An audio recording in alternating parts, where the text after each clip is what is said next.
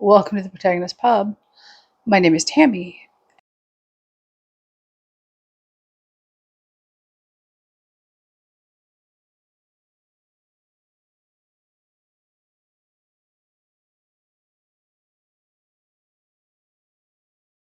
And this is where characters gather. This week was not a great reading week. I had a lot of very low reads for me, very low rated reads. I DNF'd one book. I finished several. It was not a great week. So let's talk about the DNF first. I DNF'd Holy Homicide by Steve Higgs and Penelope Kress. It was a Kindle Unlimited book.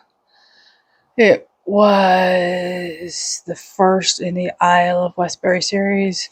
I will not be continuing. It's a very short book. I got about 30% in on my Kindle.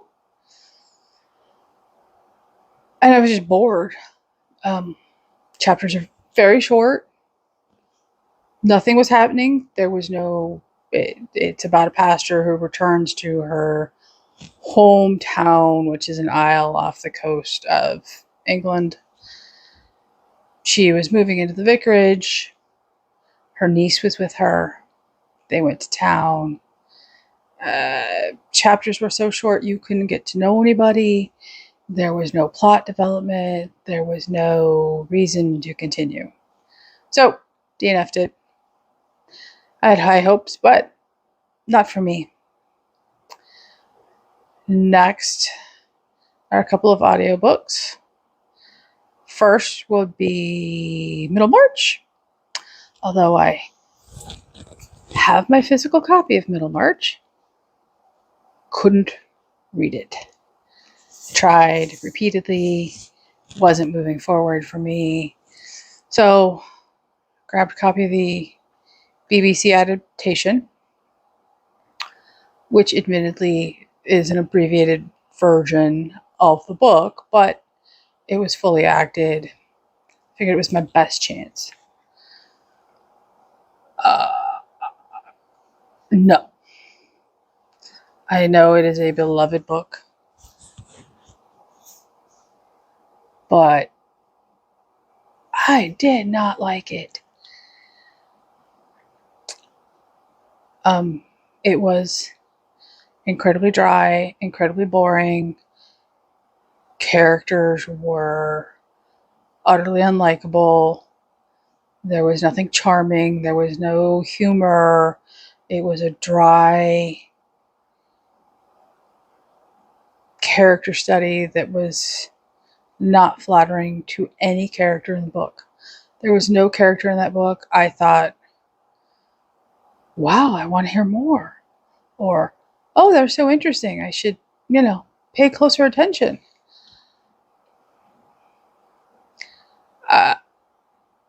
It is my second George Eliot book, first being Silas Marner when I was in high school.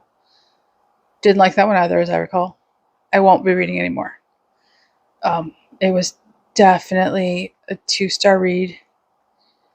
I will undoubtedly probably be unhauling my copy of Middlemarch. Not going to go back and reread it.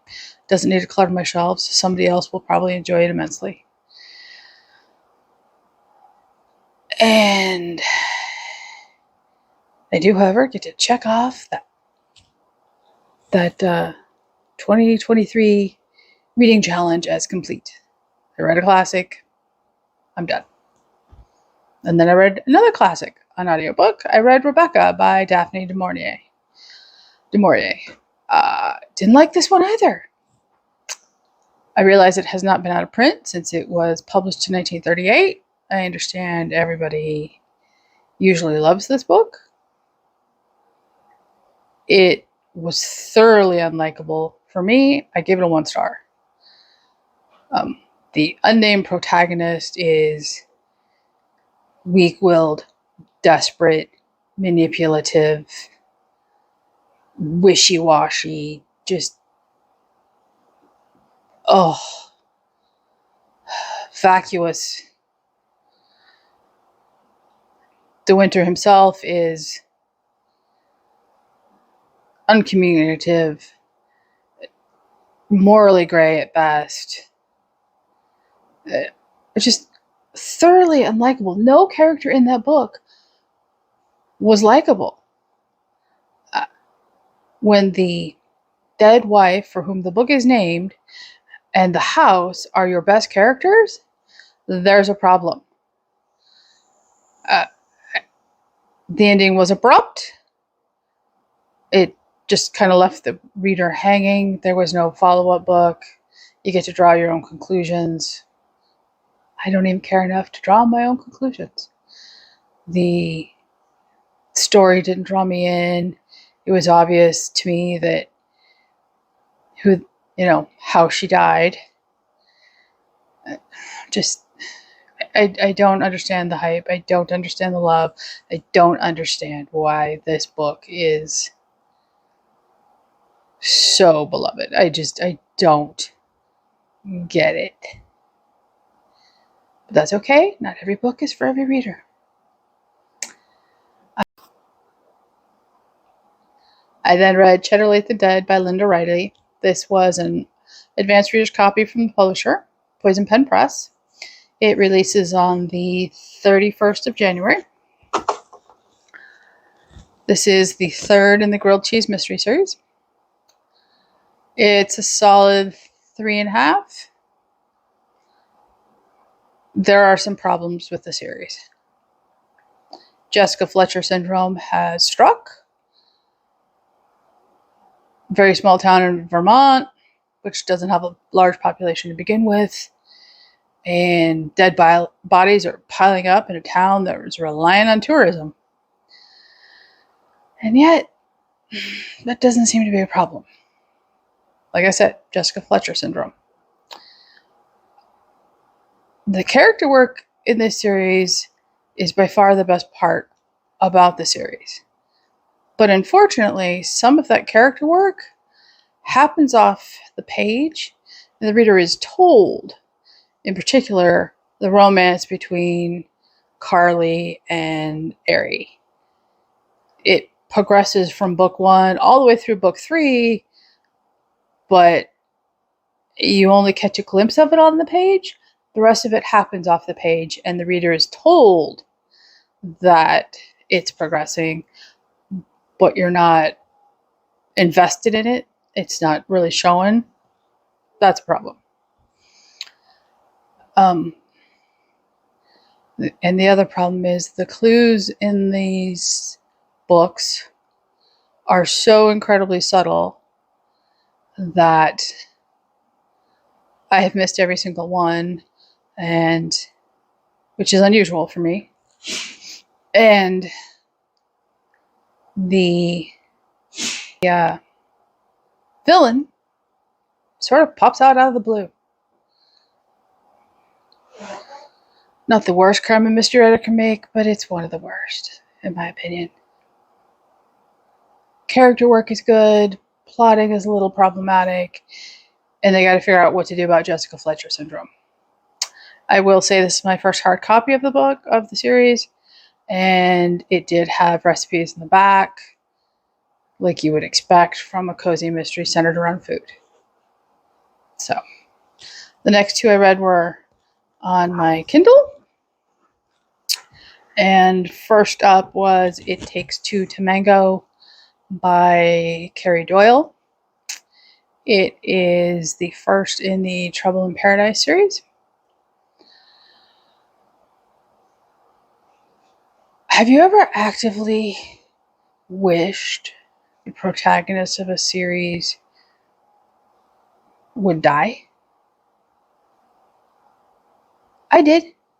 I do. Plum Lockhart is the protagonist in this series, and she is the single most unlikable character I have run across since I read Agatha Raisin a couple of years ago. In fact, she's more unlikable than Agatha Raisin, and that is saying something. She is your stereotypical New York City, thinks the world begins and ends with her, begins and ends in New York City. She is self-obsessed. She does not care about anybody else. The world revolves around her, and if you don't meet her self-imposed standards, you aren't worth her time, and she will treat you like crap. And she treats everybody like crap. Every single person she treats like crap. She has very little self-awareness. There's the merest hint in the first book of her seeing a reflection of herself in others, but it's the merest hint. I repeatedly almost DNF'd this book, and the only reason I did not DNF this book, and thus the series, is that the publisher has sent me the advanced reader's copy for book 3. So I carried on and I read book 1. Have you watched Death in Paradise?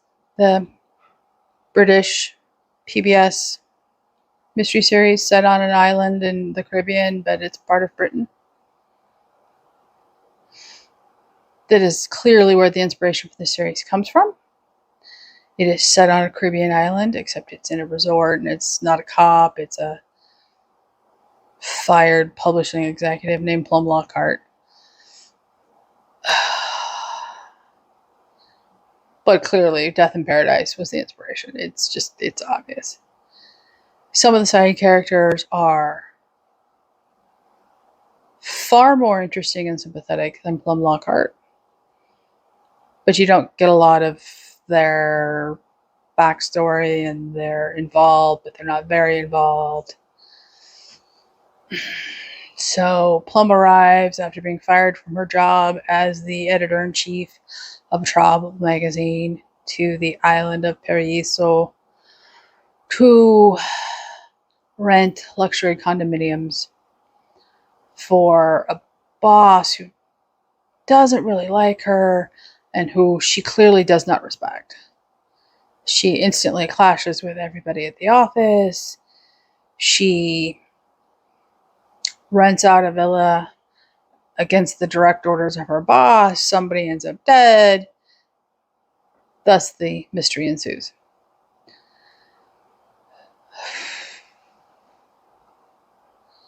I did not like this book. I did not like this book. I probably would have liked it much more had Plum Lockhart been killed off and the 60-year-old secretary became the protagonist, or the security executive for the resort, or probably anyone else in the book, to be honest.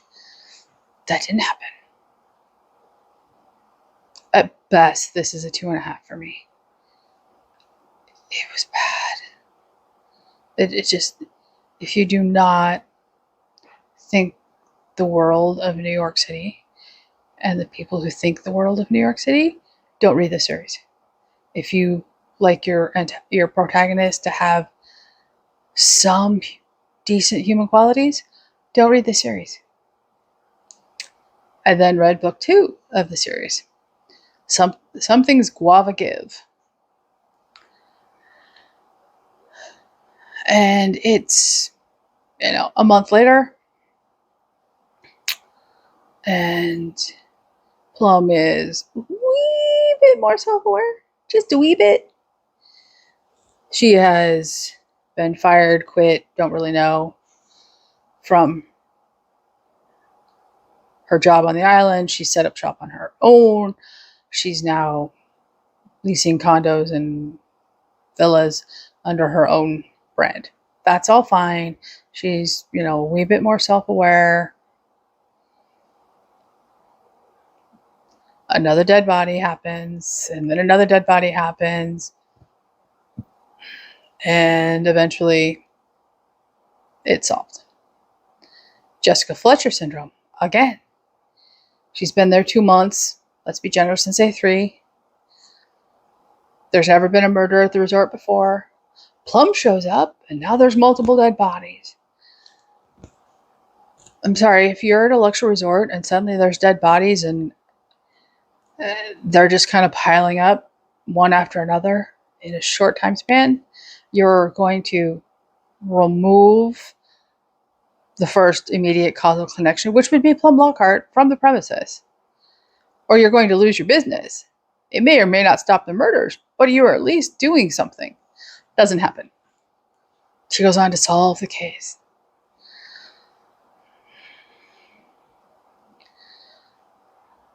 Book 2, she's a little more self-aware, like I said.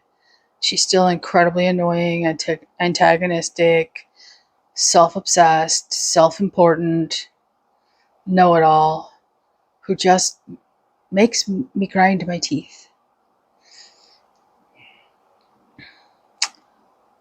A lot of the side characters in this book, the people who die, the people she interrogates, are equally as unlikable.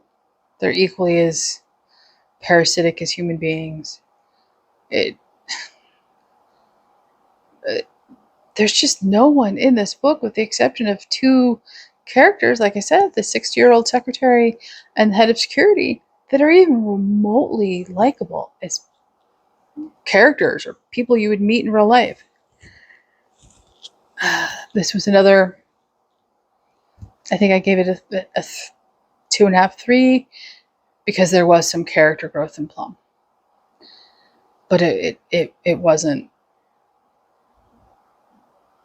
just wasn't an uplifting read. Just it set my teeth on edge. And I believe that was my last read for the month, for the week. Yep, that was it. It was a very bad reading week. I did read a couple of chapters in Outlander. I am intrigued, which is a much better state than when I first tried Outlander years ago. So I will continue in Outlander. I haven't yet finished Abigail Adams. I am currently reading The Girl with the Dragon Fruit Tattoo by Carrie Doyle. It's number 3 in the Trouble in Paradise series. I'm at chapter 4. Plum is slightly improved from books 1 and 2. We'll see if that continues to change. I'll review it in full next week. It also releases on the 31st of January. So what am I going to read this week? I'm going to finish Dragonfruit. I'm going to try and finish Abigail. I have a couple of books on my Kindle that are begging for attention. And I have an audiobook I started this morning and I can't recall the name of. I will put it here. Walking the dog. Listening to it this morning. It was a decent start. Characters were likable. That's always an improvement for me after the last week. And I need to start Beneath the Scarlet Sky by Mark Sullivan. It is my book selection for book club for February. A couple of people have already finished it and loved it, so I'm looking forward to that. What did you read this week? Please like and subscribe, and I hope you had a much better reading week than I did. And I hope you have a great reading week this week. Bye.